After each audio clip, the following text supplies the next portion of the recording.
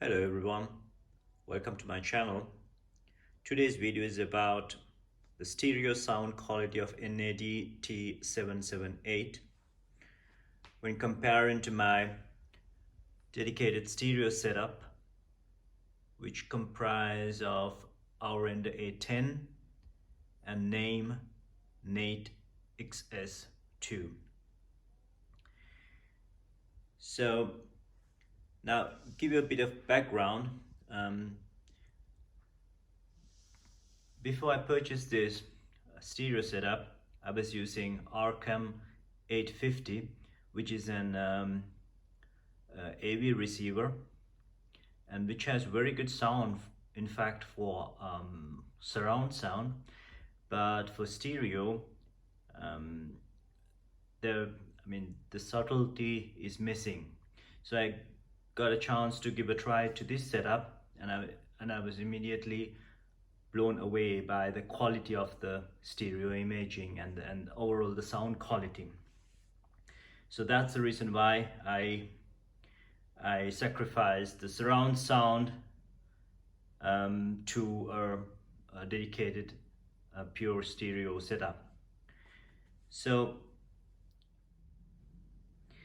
now, why do I want to change if I'm happy with my stereo setup? Well, that's how it is. There are always new products coming out, so I just want to give them a try.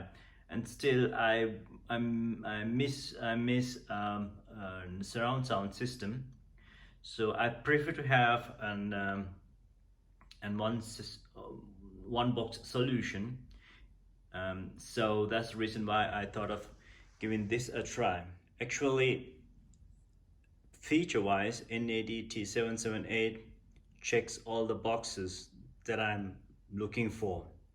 It has tidal streaming, it has MQA, and it has direct room correction, and it has good looks.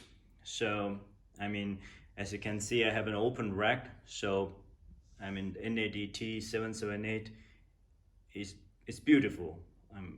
Looks wise, you wouldn't find anything else in this caliber, unless of course NAD M33, but that's a different story. That's a totally different beast. So this is an loaner from I borrowed it from Kern and Schaufelberger. It's an audio specialist in Winterthur, Switzerland. If you are around, you must check them out. Really good team, really helpful. So I was lucky that I was able to borrow this thing so that I can test this unit in my home. So with my speakers. So I'm more into listening to music rather than watching movies. About 70% music and 30% movies. So that's the reason why I appreciate that I get good quality on music than on surround sound setup. According to my experience, if an AV receiver does good on music, it's most of the time it's also really good in surround sound setup as well. So let's dive into the test I made and how I did it. In fact, this is a brand new unit, so I let it run for about 18 hours non-stop to break in. I don't know if it's making a difference or not, but my audio dealer told me that the unit has to break in, so I let it run for about 18 hours since I picked it up. And then what I did was I connected the NAD T778 directly to my loudspeakers. They are Q Acoustics 250i, and I have immediately realized that the power amp of this unit is lacking something, because I know a certain songs that I like listening to, how they sound on these units, and so I realized that it's not up to par with what I've used to listen to. It it has the for music, stereo music. This unit has a laid back character, and sound stage is not very present, so less dynamic, and so it's sort of like having a blanket in front of the loud your speakers, right? So then what I did was, I wanted to see, okay, if the amps are not that good, then how about using this as a streamer, DAC, and preamp unit. So to give, now my our end 10 is also a streamer, DAC, and a preamp. So to give them a level ground, I connected our end and NAD T778 to my name amp. This is to HD bypass, I mean home theater bypass of the name, and our end is normal aux1 input. Then I can test the both units, the pre-amplifying part, right? Then again, same effect. The sound wise, immediately I recognize the name sound character. I mean, highs are very pure, very clear, and throughout, name has a really good sound, which I really like.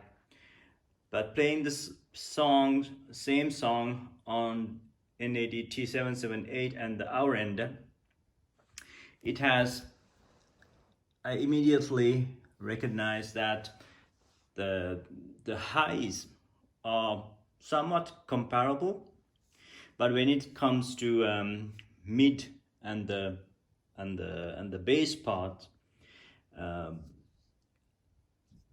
NAD is lack of dynamics. Again, the same or less than previously, running through its own amps, but it's missing dynamic, right? And so our end, on the other hand, it has more punchier bass and more presentation. I mean, you can identify where the music is coming from, like where the vocalist is. The whole stage presentation is more clearer. Especially the sounds like strings or alto, female vocalist, like jazz stuff. The hour ender and the name combination, it's more pleasing to listen to. You don't have to crank up the volume to listen to hear the subtleties. In fact, on NAD, it doesn't play in that arena. It has very laid back tonality. So keep in mind, I'm only talking about the stereo music playback. If you bring the price aspect of both systems, our in the A10 and name combination. Now our in the A10 was introduced in 2017, and still it's still in their actual lineup. So it's now current retail price is 6,000 Swiss francs, and name NAD was introduced in 2017, and there are it's no more the actual line on the NAD series. there are some new ones. But anyway, this costs at that time, this was selling for around 2,500. So we are looking here an 8,500 worth of hardware components to NAD T778, which is a retail price around 3,400 Swiss francs. So I mean, I was most of the stereo dealers, they ask what is the current system I'm using, right, before they're lending you a unit. So when I mentioned these two names, they said I don't think that I'll be happy with this unit. So sometimes they don't know the exactly the units what I'm having, but most of them know, but they ask for the price. So when you think of it, right, the feature wise, the NAD T778 has feature is a lot of features. The touch screen display and HDMI ports, and it has 7-channel amplification. So I mean, to every part and every component is a cost. So to then you have some, it has to cut corners, right? I mean, it cannot be that you cannot compare a high-end stereo unit to half of the price AV receiver which has more components in it. So either I don't know, I'm not a technical guy to go into details of the hardware components, but you get the idea, right? So I mean, there should be some sort of a degradation based on the price. But now the sound quality wise, if my stereo setup is twice good as in NAD T778, I don't think so. I mean, I don't know. Now, don't get me wrong, NAD T778 is a good sounding unit, but when you comparing those two side by side, you definitely realize that this sounds better. If it's twice more better than NAD, I don't know, but I like the sound of the our end. So that's the reason why I thought of sending this back and stick to my old unit and find for a different solution. Before I'm making this video, I searched YouTube for exactly the stereo sound comparison of the NAD, so I couldn't find, so that's the reason why I made this video. And most of the people are happy with the sound quality. I mean, this unit is has very high demand. I was really lucky that I was able to get a demo unit, because we have lockdown at the moment in Switzerland, so the shops are closed. So that's the reason why they lend me this unit.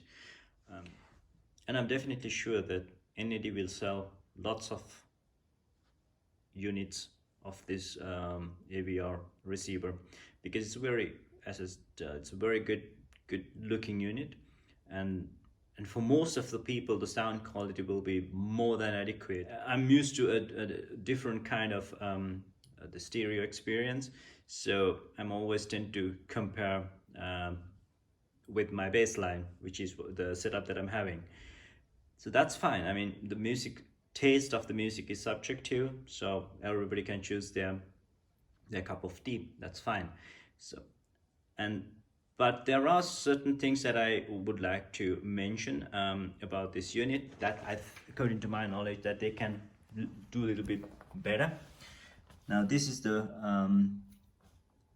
Blue Sound dongle, and it's plugged into the open USB port here, and it looks like an afterthought, honestly. I mean, the unit is not that cheap, 3,400 anyway, so I think the NAD should have make some effort to find a way to integrate the Blue Sound components into the unit. And And I'm also it was the first time I used Blue Sound app on my iPad, and it's buggy. Um, so I'm not. It's not very intuitive. But on the positive side, you have an iPhone app, and also you can control the music from your Apple Watch. So that means you can skip the tracks. You see the current queue on your iPhone, so Apple Watch, and you can control the volume. That's handy. In comparing to our end, they only bought an iPhone app um, October or November last year, and its iPad app is the one they have come up with from the beginning, and it's also not that featureful, but it's very robust. That we must tell. It has no connection issues. It works. So that means they have put the quality in front of the quantity, I guess. I think that's the most of the case with high-end units like this. There are certain expectation on the quality side more than units like this. They try to pack the whole unit with the latest and greatest features they can find. And what else? Yeah, the direct live in this unit is the base option. So that means you can correct the room for a certain range. If you want to get the full version, then you have to pay for an upgrade. But that's a subtlety. I think it's worth doing that. So that's my thoughts on T778 regarding stereo music playback in comparing to a dedicated stereo system.